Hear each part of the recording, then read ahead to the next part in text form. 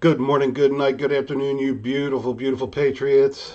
I am so happy to see you guys. Join me on Rumble, Instagram, YouTube, Twitter, of course here on TikTok today. I want to get to another Hawley. It's definitely time to. I need to let you guys see this man. He's absolutely fantastic. Let me fix something here. All right, he's absolutely fantastic when it comes to grilling.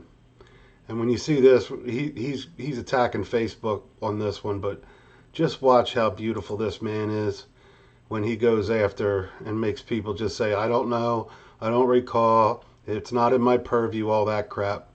But check out Josh here. Earlier today. Wanted to make sure you saw the steps we just took this past week to adjust policies and what we are removing with respect to misinformation. That included, I'm quoting, increasing the strength of our demotions for COVID and vaccine-related content. On April 16th, 2021, Rob Flaherty at the White House circulated a Zoom meeting invitation stating White House staff will be briefed on vaccine misinfo. On April 7th, 2021, a Facebook employee thanked the CDC for responding to misinformation queries. We'll get moving now. He's laying out the groundwork. He's basically letting this fella know, there's a paper trail, a digital trail. So answer carefully. To be able to remove all but that one claim as soon as the announcement and authorization happens. On July 28th, 2022, that's this year, Facebook employee reached out to CDC about doing a monthly misinfo/debunking meeting.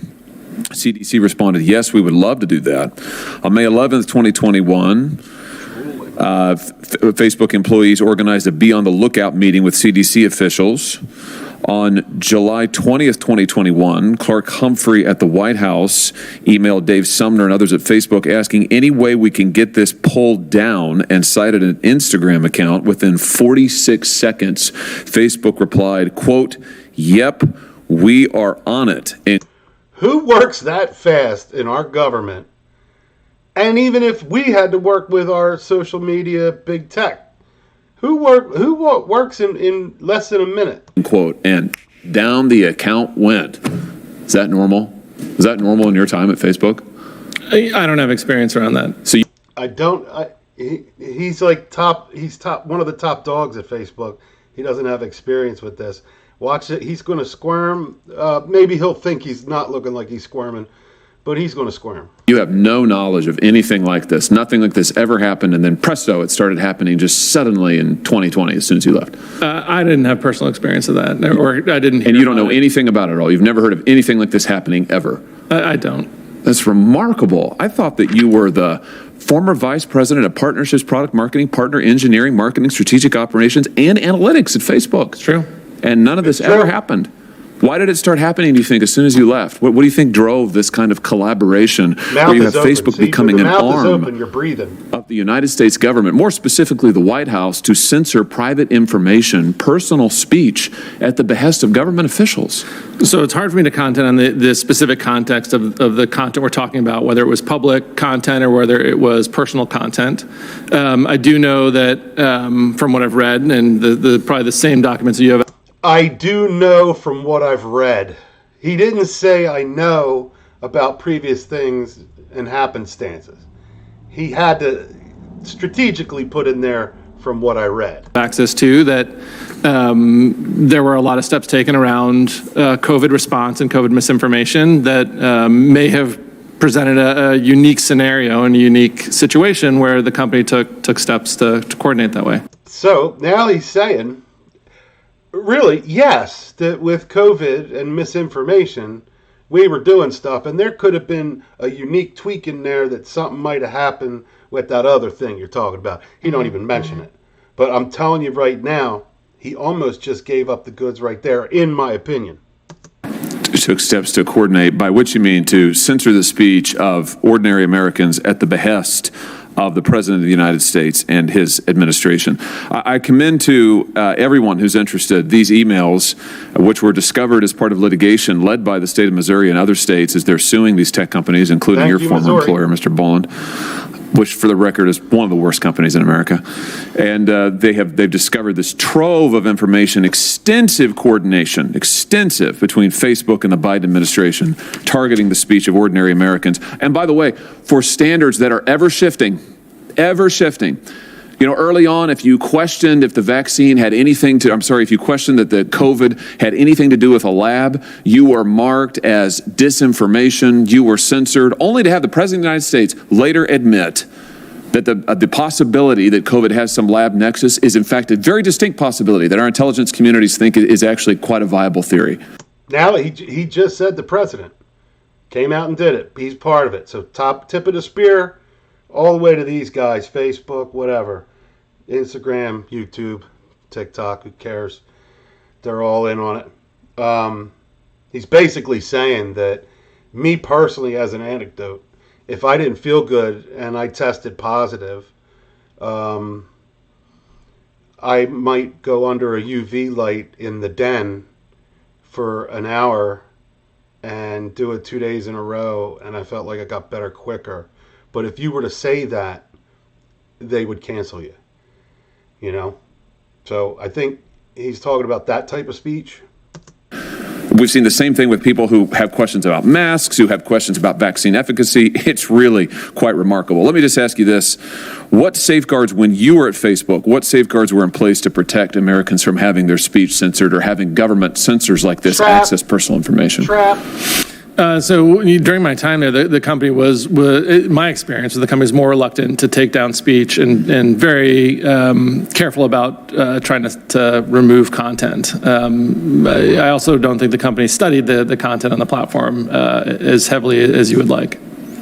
You don't think that so they didn't do things like they were not like what they were doing later when they were looking at particular private Instagram accounts and removing them at the behest of the White House? You're saying that didn't happen while you were there? That's not a scenario that I ran across. It's hard for me to comment on a COVID pandemic response, which I think a lot of things were outside of the norm. I'll just say this: I find it hard to believe that suddenly Facebook became an entirely different entity and was interfacing with the United States government in an entirely different way only when COVID happened. I mean, maybe, but I doubt it.